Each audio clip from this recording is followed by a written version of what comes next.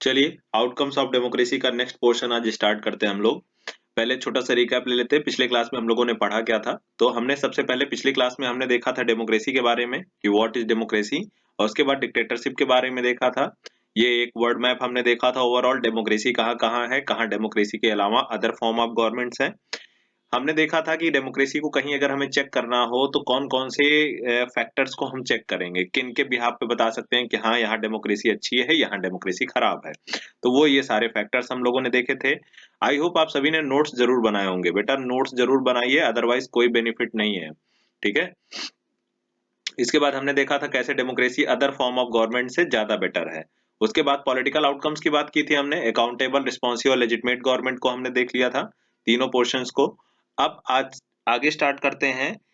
हमारे सामने एक क्वेश्चन आता है बेटा बोर्ड में, बहुत ज्यादा फेवरेट क्वेश्चन है बोर्ड का। Is the democratic government efficient? क्या डेमोक्रेटिक गवर्नमेंट इफिशिएंट है अपने आप में? Is it effective? इफिशिएंट मतलब समझिए, क्या डेमोक्रेटिक गवर्नमेंट सफिशिएंट है, मतलब वो एकदम प्रोसीजर वगैरह को फॉलो करती है, बेटर है, जनता के लिए अच्छी है, क्या हमारे लिए अच्छी है? तो यहाँ पे ध्यान दीजिए। सबसे पहली चीज, आपको थोड़ा सा कंपैरिजन करने के लिए इसको अदर फॉर्म ऑफ गवर्नमेंट से कंपेयर करना पड़ेगा। डेमोक्रेटिक फॉर्म ऑफ गवर्नमेंट को मोनार्कियल फॉर्म ऑफ गवर्नमेंट से कंपेयर कीजिए। तो देखिए, हम लोग अदर फॉर्म ऑफ गवर्नमेंट में क्या देखते हैं कि डिसीजन टेकिंग प्रोसेस फास्ट होती है, सही है। लेकिन वो डिसीजन टेकिंग प्रोसेस जो फास्ट है, उसकी डिसीजन हो सकता है जनता को पसंद आए या ना पसंद आए। अगर जनता को पसंद आया तब भी ठीक, नहीं पसंद आया तब भी ठीक, इंप्लीमेंट तो होगा ही होगा वो। लेकिन वही वहीं पे आप डेमोक्रेटिक फॉर्म ऑफ गवर्नमेंट में देखिए, अगर ऐसा कुछ होता है कि डेमोक्रेटिक कहीं कोई डिसीजन प्रोसेस फास्ट होती है तो उस केस में उसको चेंज किया जा सकता है। ठीक है, तो ये याद रखिएगा। देखिए, डेमोक्रेसी जो है किस पे बेस्ड है बेटा? आइडिया ऑफ डिलिबरेशन एंड नेगोशिएशन, मतलब बातचीत होती है उसमें, जो भी करेक्शन हो सकता है, जिसकी संभावनाएं होती हैं, वो सारा का सारा करेक्शन डेमोक्रेसी में पॉसिबल है comparison to other form of government पे। ठीक है। डेमोक्रेसी में कोई भी लॉ बनता है तो फुल डिस्कशन के साथ बनता है, भले ही एक लंबा प्रोसेस, एक लंबा टाइम लेता है। ठीक है। इसीलिए यहाँ देखिए लिखा हुआ है, in contrast democratic government will take more time to follow procedure before arriving at a decision. इसीलिए डेमोक्रेटिक गवर्नमेंट में किसी भी लॉ वगैरह को बनाने में समय लगता है। ठीक है, ये ध्यान रखिएगा, क्योंकि वो प्रोसीजर वगैरह फॉलो करते हैं, जनता का ओपिनियन लेते हैं, तब जाके वहां पे कोई एक लॉ बन के सामने आता है। ठीक है। आगे देखिए, यहाँ पे एक पॉइंट लिखा हुआ है, but because it has followed procedures its decision may be both more acceptable to the people and more effective. हम लोग प्रोसीजर को फॉलो करते हैं, लंबे समय तक एक रिसर्च होती है, एनालिसिस होता है। ठीक है, जनता के बीच में पहले ही आ जाता है कि भाई ये लॉ बनना है। आप लोग लोकसभा राज्यसभा पे डिबेट देख सकते हो, किसी भी लॉ को लेकर लाइव चलता रहता है। ठीक है, तो ऑब्वियस सी बात है, जनता को पता है कि क्या हो रहा है। तो सिंपल सी बात है, ये जो लॉ बनाया जाएगा वो जनता को ज्यादा पसंद आएगा। ठीक है, और ज्यादा ही इफेक्टिव रहेगा। ये ध्यान रखिएगा। तो लास्ट पॉइंट देखिए क्या लिखा है, so the cost of the time that democracy page is perhaps worth it. Democracy में जो ये समय लगता है किसी भी डिसीजन को लेने में, भले ही थोड़ा सा डिले होती है प्रोसेस, लेकिन इसकी एक वैल्यू है। कहीं ना कहीं ये हमारे लिए, आम जनता के लिए बेटर फॉर्म ऑफ गवर्नमेंट है। मोनार्की में फास्ट डिसीजन ले लिया जाता है, उसके रिजल्ट से कोई लेना देना नहीं।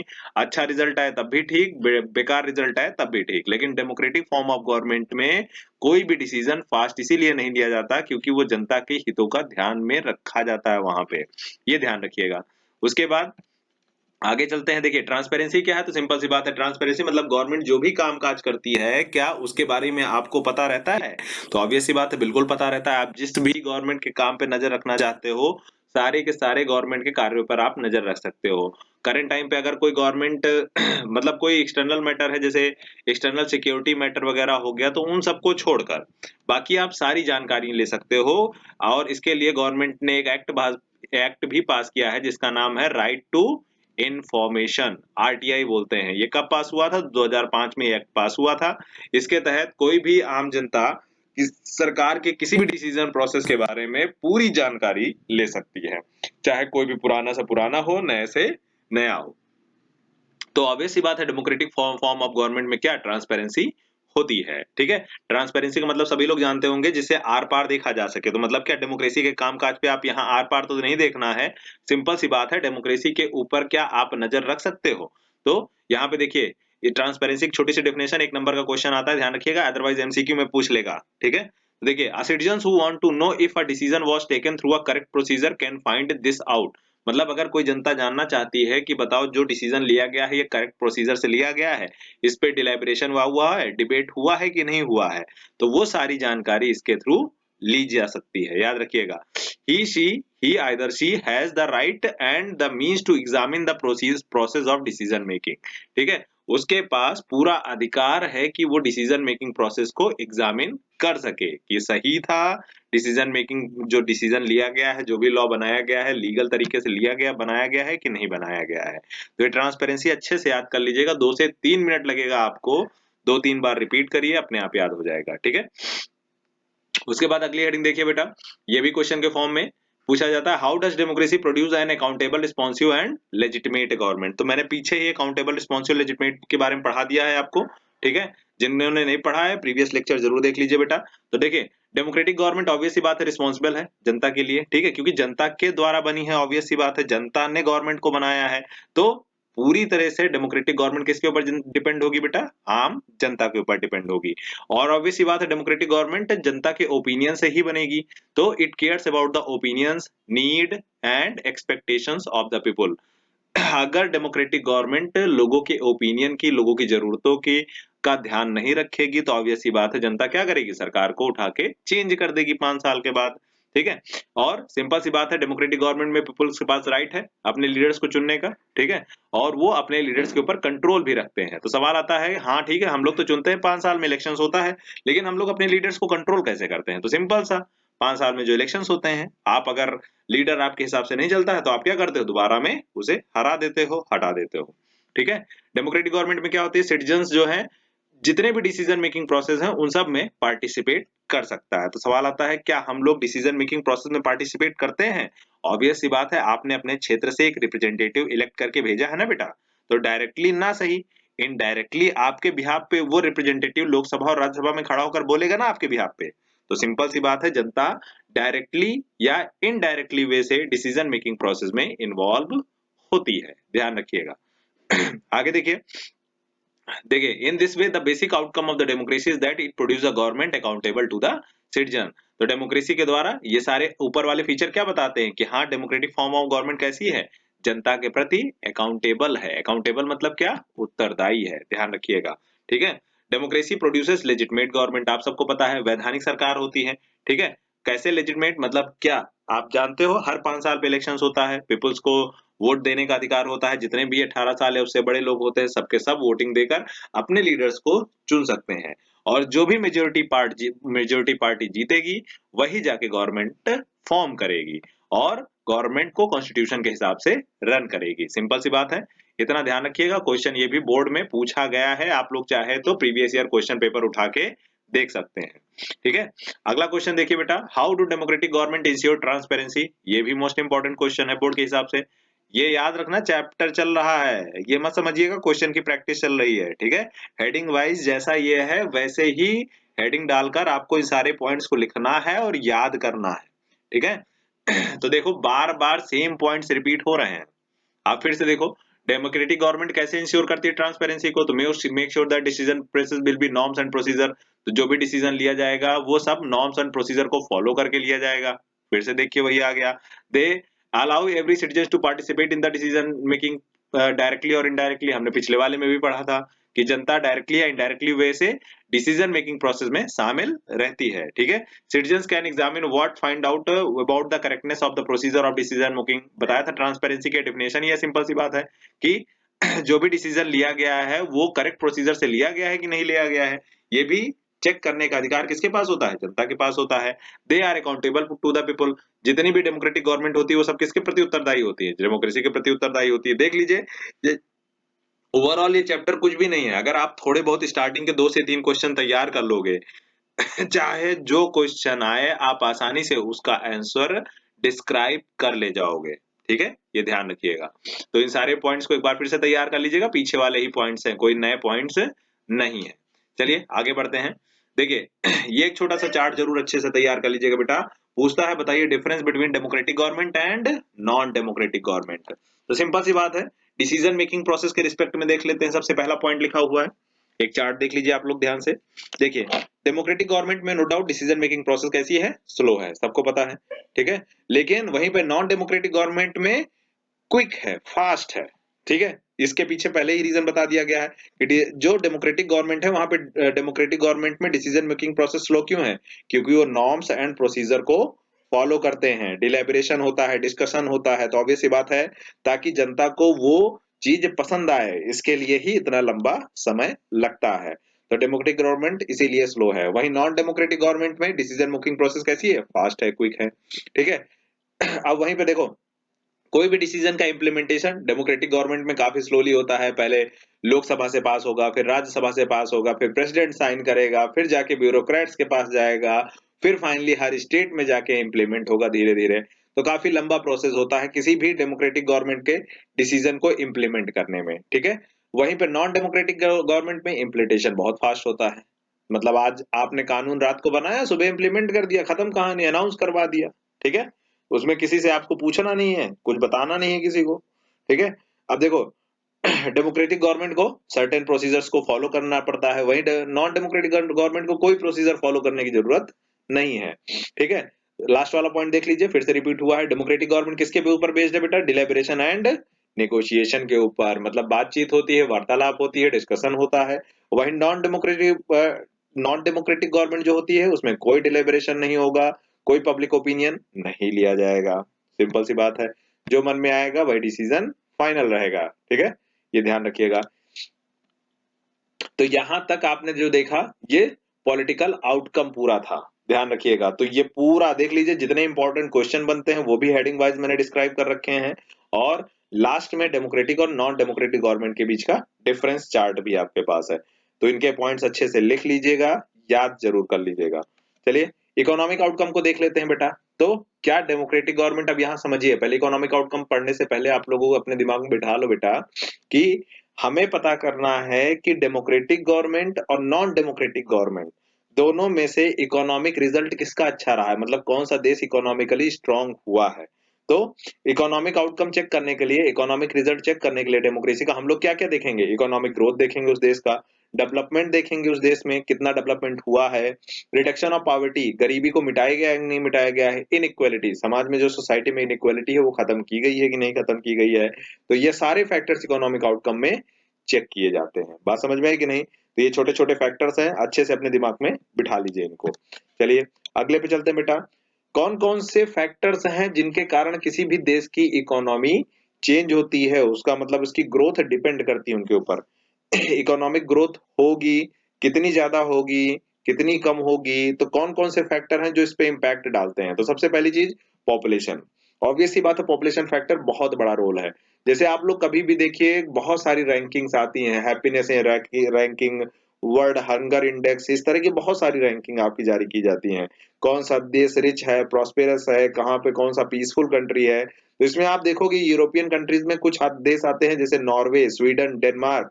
तो इन देशों की पॉपुलेशन आप गूगल पे सर्च करके देखिए, 2 लाख, 3 लाख, 5 लाख, 10 लाख, मात्र इतनी है। मतलब सोचिए इतनी पॉपुलेशन जितने अपने यहाँ के एक जिले की होती है।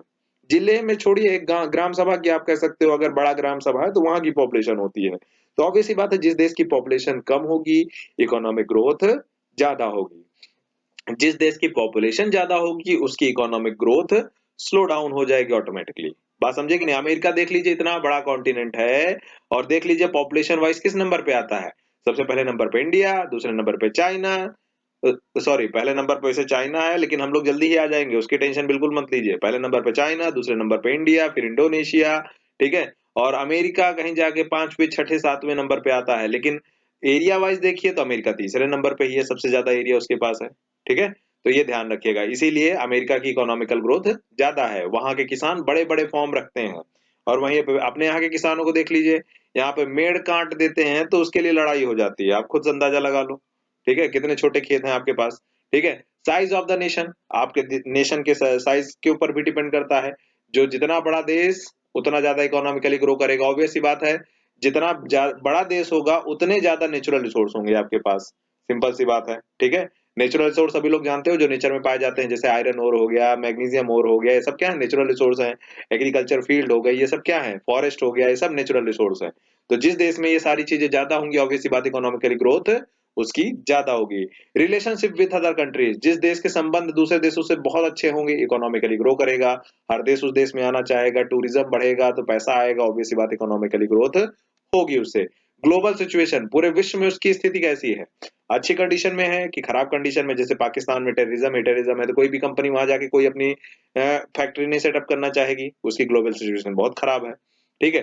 ज्योग्राफिकल पोजीशन, मतलब ज्योग्राफिकल पोजीशन मतलब समझिए वहां का लैंड मास कैसा है, जमीन कैसी है, फर्टाइल है कि नहीं है, कि पहाड़ी क्षेत्र ही है पूरा, जैसे अफगानिस्तान वगैरह देखिए पूरा पहाड़ी क्षेत्र ही है, रेगिस्तान है पूरा, तो वहां का डेवलपमेंट पॉसिबल ही नहीं है, तो इकोनॉमिकल ग्रोथ जीरो है या निगेटिव में समझ लीजिए उसकी।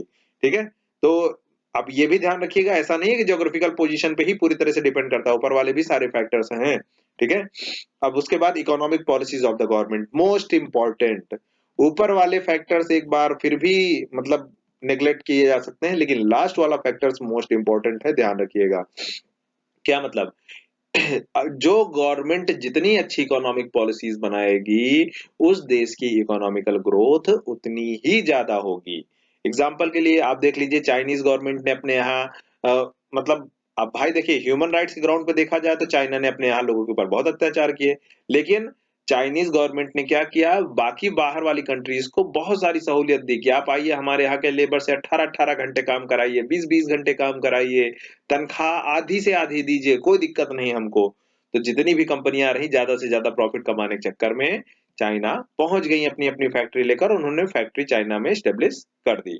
समझे कि नहीं? तो ऑब्वियस सी बात है, किसी भी देश की इकोनॉमिक पॉलिसीज बहुत बड़ा रोल कर प्ले करती हैं उस देश की इकोनॉमिक ग्रोथ में। और आज के समय में देखिए, उस समय के विजन को देखिए चाइनीज गवर्नमेंट के, आज के समय का प्रोडक्शन हब बन गया है पूरे वर्ल्ड का चाइना। आप सबको पता है ये बात। ठीक है। हाँ, इस समय की गवर्नमेंट क्राइसिस वहां पे चल रही है, वो बात अलग है। ठीक है। तो हर समय सिनेरियो चेंज होता रहता है, इसमें कोई बड़ी चीज नहीं है। ठीक है। चलिए आगे बढ़ते हैं।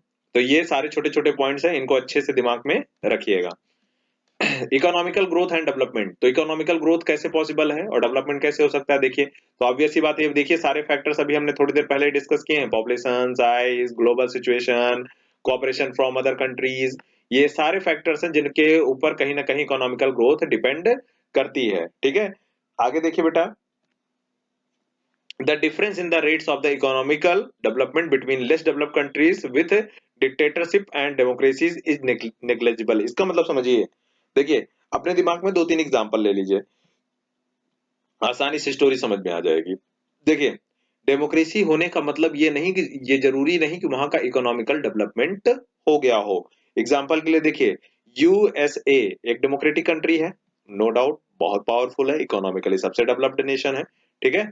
वहीं पे एक और डेमोक्रेटिक कंट्री ले लेते हैं, अपना पड़ोसी श्रीलंका, देख लीजिए वहां पे इकोनॉमिकल क्राइसिस आई हुई है, वो भी तो डेमोक्रेटिक कंट्री है। आपके पड़ोसी जो नीचे श्रीलंका है, वहां बेचारों के पास खाने के लिए अनाज नहीं है, तो वो भी तो एक डेमोक्रेटिक कंट्री है। तो देख लीजिए, डेमोक्रेसी होने का मतलब ये गारंटी 100% नहीं है कि इकोनॉमिकली ग्रोथ होगी। अब यहाँ पे दूसरा सिनेरियो देखिए, ये तो हमने दो डेमोक्रेटिक कंट्रीज के बीच में कंपैरिजन किया। अब नॉन डेमोक्रेसी होने का मतलब भी ये नहीं है कि उस देश का डेवलपमेंट नहीं होगा, इकोनॉमिकली ग्रोथ नहीं होगी। एग्जाम्पल के लिए सऊदी अरेबिया देखिए, रेगिस्तान, कुछ भी नहीं है, लेकिन उसके यहाँ ऑयल का रिसोर्स है, उसने उसका यूटिलाइजेशन किया और फाइनली इकोनॉमिकली सबसे ज्यादा डेवलप्ड नेशन है सऊदी अरेबिया। और वहीं पे उसके पैरेलल में नॉर्थ कोरिया को देख लीजिए, किंग जोन उन, उसकी इकोनॉमिकली ग्रोथ एकदम ही खराब है। तो मतलब आप यहाँ समझिए, डेमोक्रेसी गवर्नमेंट गारंटी नहीं लेता है इकोनॉमिकली ग्रोथ कराएंगे ही कराएंगे, हो सकता है ना भी हो, लेकिन नॉन डेमोक्रेटिक गवर्नमेंट भी इस बात की गारंटी नहीं लेता है कि उसके यहाँ की इकोनॉमिकली ग्रोथ बिल्कुल ना हो सकता है उसके यहाँ भी हो जाए डेवलपमेंट। तो आप सऊदी अरेबिया बेस्ट एग्जांपल देख सकते हो, टूरिज्म को कितना ज्यादा बढ़ावा दे रहा है वो। ठीक है। अपने आर्टिफिशियल आइलैंड वगैरह डेवलप करा रहा है ताकि उसके यहाँ टूरिज्म ज्यादा से ज्यादा बढ़े, एडवांस मॉडर्न साइंस सिटी बना रखी है उसने, आप खुद देख लीजिए, मॉडर्न टेक्नोलॉजीज के साथ। तो ये सब क्यों कर रहा है, ताकि उसके देश की इकोनॉमिकली ग्रोथ ज्यादा से ज्यादा हो। बात समझे कि नहीं? तो वही लिखा हुआ है कि मिला जुला रिजल्ट रहा है, ऐसा नहीं है कि डेमोक्रेसी इकोनॉमिकली ग्रोथ कर ही पाया है। ठीक है। तो यही देख लीजिए, लिखा हुआ है लास्ट में point, overall we can not say that democracy is the guarantee of economic development. हम इस बात को पूरी तरह से नहीं कह सकते डेमोक्रेसी का मतलब इकोनॉमिकल डेवलपमेंट होगा, but we can expect democracy not to lag behind the dictatorship in economical development. पर ऐसा भी नहीं है कि डेमोक्रेसी होने से हम लोग इकोनॉमिकली डेवलप ना ही करें। यूएसए वगैरह बेस्ट एग्जांपल आप देख ही रहे हो, एक डेमोक्रेटिक कंट्री होते हुए भी सबसे वर्ल्ड पावरफुल कंट्रीज में है। ठीक है, अब आगे आ जाइए। डेमोक्रेसी कहीं ना कहीं रिड्यूस करता है किसको, इकोनॉमिक इनइक्वालिटीज को और पॉवर्टी को।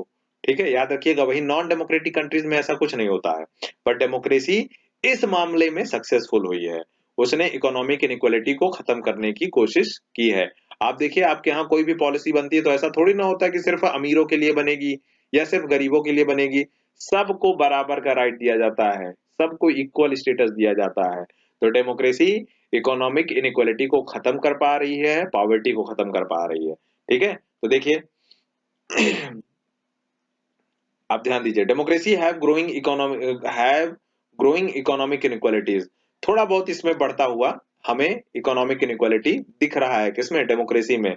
अ small number of ultra rich enjoy lion share of wealth and, देखिए, lion share of wealth and those at the bottom of the society have very little to depend upon and find it very difficult to meet their basic needs in the life such as food, clothing, house, education and health। अब इसका मतलब समझ लीजिए बेटा, इस point का मतलब क्या है। देखिए, आप सबको पता है करप्शन, ठीक है, सभी को इस बात की जानकारी है करप्शन क्या होता है। ठीक है, तो करप्शन क्या कर रहा है बेटा, तो करप्शन के कारण जो बड़े बड़े लोग हैं वो करप्शन करके सारा का सारा पैसा इकट्ठा कर रहे हैं अपने पास। ठीक है, तो उससे नुकसान क्या हो रहा है बेटा, सारा का सारा पैसा कुछ ही लोगों के पास देश में इकट्ठा हो पा रहा है, और बाकी जो बेचारे गरीब लोग हैं वो अपनी बेसिक फैसिलिटीज को भी पूरा नहीं कर पा रहे हैं। वो खाने के लिए, रहने के लिए, एजुकेशन, हेल्थ अच्छी उनको नहीं मिल पा रही। जैसे अपने यहाँ भारत में देखिए, गवर्नमेंट हॉस्पिटल्स वगैरह हैं, गवर्नमेंट स्कूल्स हैं, आप सभी देखते हो, जानते हो, सरकार इन पे कितना खर्च करती है आप देखो। ठीक है, लेकिन करप्शन देखिए, करप्शन की हद देखिए, कोई भी ईमानदारी से काम करने को, मतलब इस मामले में कोई भी आप देख लीजिए, हर कोई बेईमानी ही करता है इस मामले में। ठीक है, अब हम सभी को नहीं कह रहे, एक्सेप्शन हर जगह होते हैं, नो डाउट कुछ अच्छे लोग भी मिल जाएंगे आपको यहाँ पे। ठीक है, उसमें कोई बड़ी चीज नहीं है। इतनी बात समझ में आई कि नहीं बेटा आपको? उसके बाद देखिए, democratically elected government address the question of poverty by making various. तो अपने जो भी डेमोक्रेटिकली इलेक्टेड गवर्नमेंट होती है उसका सबसे पहला मोटो होता है कि चलो हम लोग गरीबी को मिटाएंगे। ठीक है, अब गरीबी मिटा रहे हैं कि नहीं मिटा रहे हैं, पर गरीब भले मिटे जा रहे हैं इसमें। आपने कोरोना के टाइम पे सबसे बैड कंडीशंस डेमोक्रेटिकल गवर्नमेंट में आपने देखी थी। नॉन डेमोक्रेटिक कंट्रीज की न्यूज ही नहीं आती, तो वहां का बारे में क्या पता। ठीक है, ये ध्यान रखिएगा। अब देखिए, democracies not only make welfare scheme but also give reservation. आप देख लीजिए, अपनी इकोनॉमिक इनइक्वालिटीज को खत्म करने के लिए डेमोक्रेसी क्या करता है, रिजर्वेशन देता है। आपने देखा होगा एससी, एसटी, ओबीसी सबके लिए रिजर्वेशन है कि नहीं है जॉब्स में। तो ये ध्यान रखिएगा, तो डेमोक्रेसी कहीं ना कहीं रिजर्वेशन सोशली और इकोनॉमिकली बैकवर्ड लोगों के लिए देता है। चाहे जॉब्स हो, चाहे एजुकेशन हो, चाहे इलेक्शन हो, सब में रिजर्वेशन का प्रोविजन आपके यहाँ है। स्पेशली डेमोक्रेटिक कंट्रीज में सभी में होता है, ध्यान रखिएगा। ठीक है, इतनी बात समझ में आ गई होगी आई होप सभी को। अच्छे से पॉइंट तैयार कर लीजिएगा। क्वेश्चन पूछता है, बताइए डेमोक्रेसीज कैसे इकोनॉमिक इनइक्वालिटी और पॉवर्टी को खत्म करने में अपना रोल प्ले कर रही हैं। ठीक है, हाँ, इसमें करप्शन वाला पॉइंट जरूर जोड़ दीजिएगा, वो बेसिक स्टार्टिंग इंट्रोडक्शन दे सकते हैं आप उसको।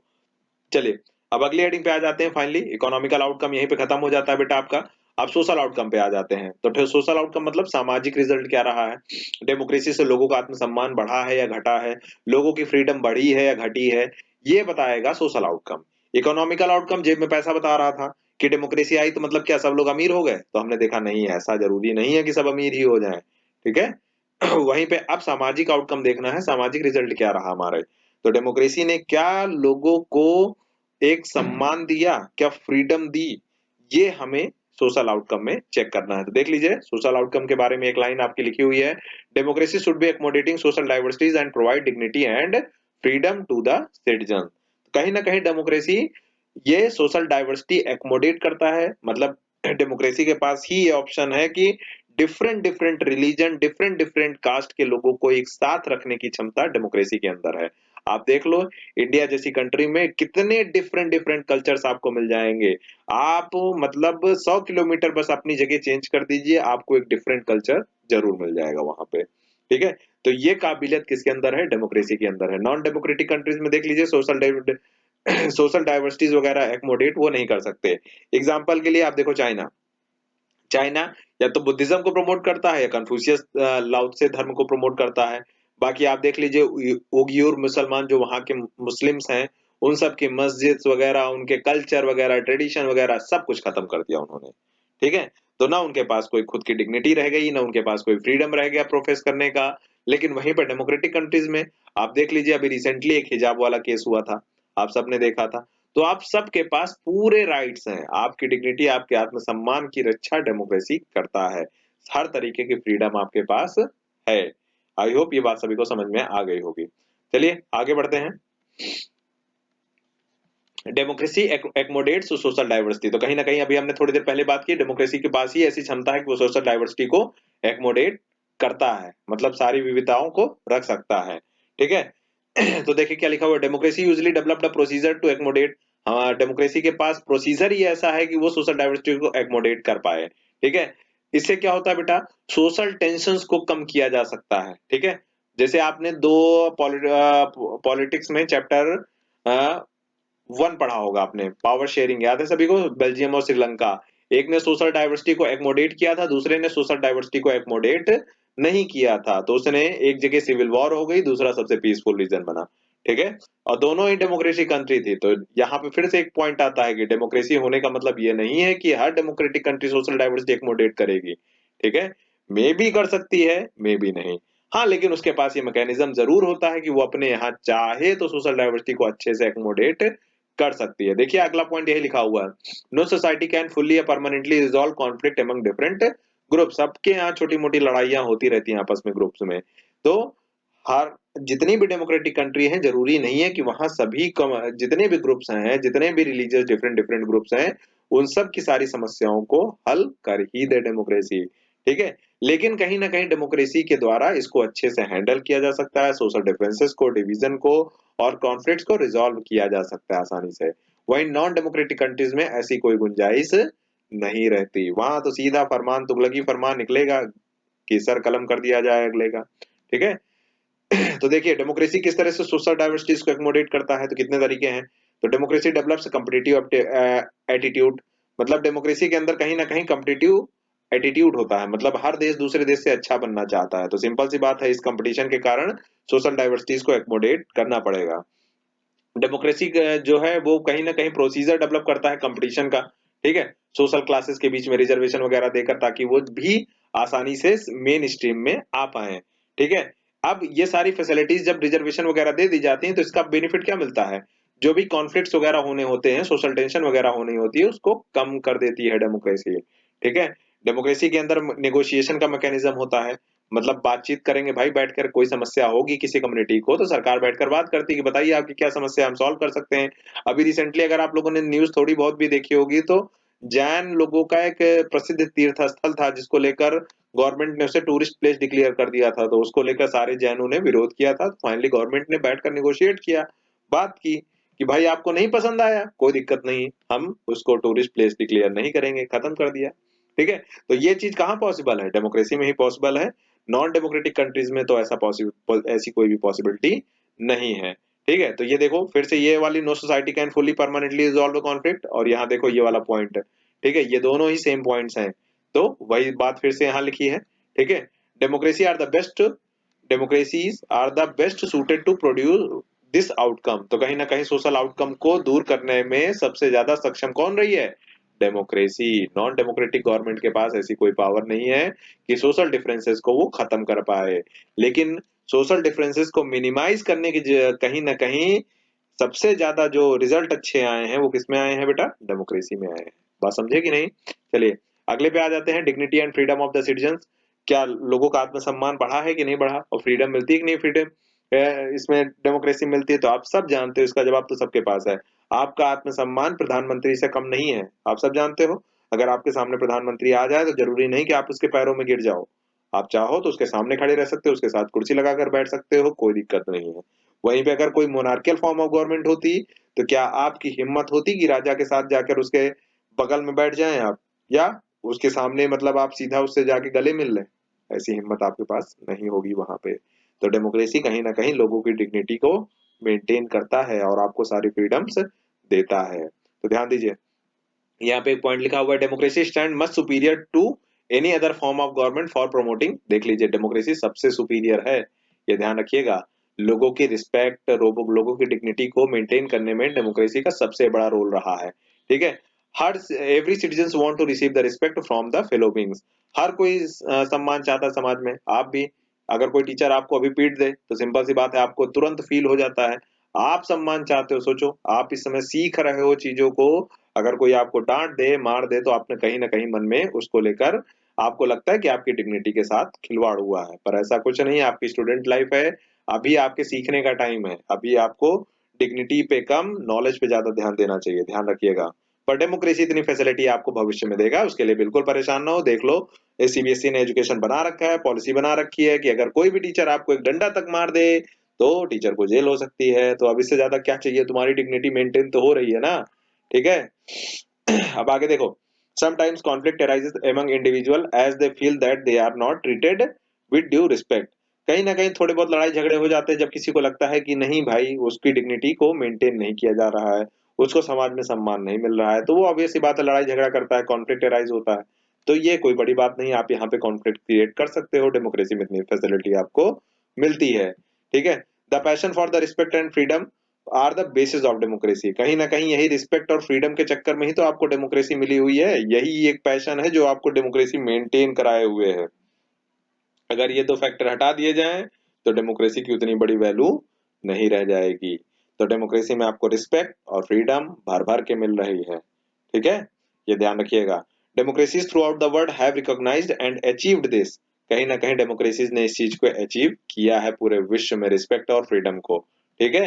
But it is not simple matter to recognise that all individuals are equal, लेकिन आप फिर भी देख रहे हो समाज में हर व्यक्ति बराबर नहीं है, लेकिन आप अपने आप को राजा तो समझ ही सकते हो ना। चलिए, आज के लिए यहीं तक, फाइनली ये चैप्टर पूरा कंप्लीट हो गया। एक टॉपिक और छूटा हुआ है, dignity and freedom of the women, ठीक है। तो औरतों को लेकर डिग्निटी एंड फ्रीडम के बारे में हमें democracy versus non democratic countries में कंपेयर करना है। तो आप सभी लोग इस क्वेश्चन को अटेम्प्ट कीजिएगा, अदरवाइज एमसीक्यू सेक्शन इसका मुझे कराना है, तो उसमें एमसीक्यू सेक्शन कराने से पहले स्टार्टिंग में थोड़ा सा हम dignity and freedom of the women's कर देंगे, हम इस टॉपिक को कंप्लीट करा लेंगे, ठीक है। तो इस तरह से आउटकम्स ऑफ डेमोक्रेसी चैप्टर खत्म होता है। इसके नोट्स अच्छे से बना लीजिए, 1 to 1 वर्ड लिख लीजिए। इसी तरह का फिलोसफिकल चैप्टर है, एक एक चीज हर बार घुमा के वही सेम चीज आपको लिखने को मिलेगी बार बार, ध्यान रखिएगा, ठीक है। तो अच्छे से इसके नोट्स तैयार कीजिए। Good bye.